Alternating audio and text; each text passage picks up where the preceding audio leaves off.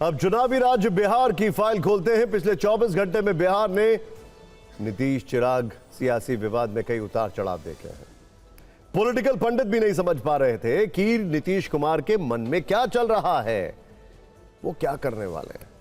ऊपर से उपेंद्र कुशवाहा ने देर रात nothing is well in NDA कहकर नई खलबली मचा दी। पटना से दिल्ली तक की दौड़ शुरू हुई और अब ये खबरें हैं कि सब कुछ ठीक हो गया, यानी ऑल इज वेल, नाराजगी दूर हो गई है। लेकिन ये सब हुआ कैसे? इस मतभेद की मरहम पट्टी किस तरह हुई?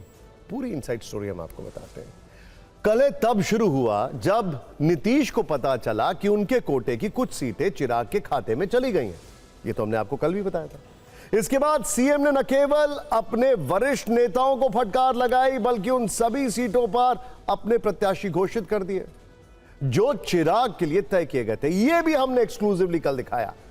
सूत्र बता रहे हैं कि नीतीश के इसी तेवर से एनडीए को अपना प्लान बदलना पड़ा और यहीं से शुरू हुई सीटों की अदला बदली। एनडीए नेता जानते हैं कि चुनाव के इस मोड़ पर नीतीश की नाराजगी से जनता में गलत संदेश जा सकता है। ये रिस्क भारी पड़ सकती है, इसीलिए इस मतभेद की मरहम पट्टी जरूरी थी ताकि घायल नीतीश कहीं एनडीए के लिए घातक ना हो जाए।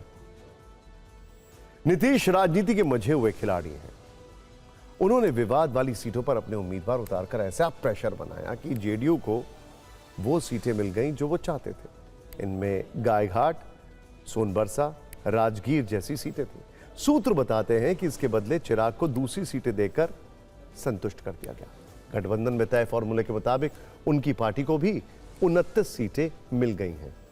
मतलब वो जो गाना है ना, कंफ्यूजन ही कंफ्यूजन है, वो खत्म हो चुका है। इतना तक। आगे देखते हैं। नीतीश का ऐतराज तारापुर सीट पर भी था, जहां से बीजेपी के सम्राट चौधरी मैदान में है। कहा जा रहा है कि तारापुर के बदले बीजेपी ने उन्हें बरौली सीट देकर मना लिया है। सम्राट चौधरी कल नामांकन करने वाले। फिलहाल नीतीश चिराग विवाद का पटाक्षेप माना जा रहा है। अब तक नीतीश ही बिग ब्रदर दिख रहे हैं। हालांकि ये बिहार है, यहां हर रोज सियासत की हवा बदल जाती है।